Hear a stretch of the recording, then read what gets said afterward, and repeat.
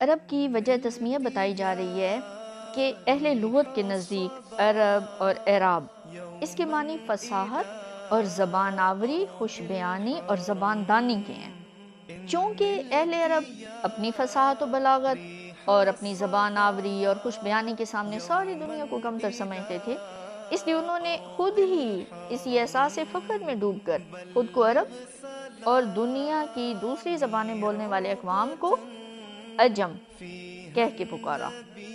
عجم اس کا مطلب ہے گونگا۔ عجم کہہ کے پکارا، باقیوں کو خود کو عرب کہا اور ایک عجیب سی احساس برتری میں مبتلا رہے۔ بعض علماء اور محققین کے نزدیک عرب اصل میں عربس تھا، جس کے معنی دشت اور صحرا کے ہیں۔ چونکہ عرب کا بڑا حصہ دشت و صحرا پر مشتمل ہے، اس لیے ان ممالک کے مجموعے کو عرف عام میں عرب کہا جانے لگا۔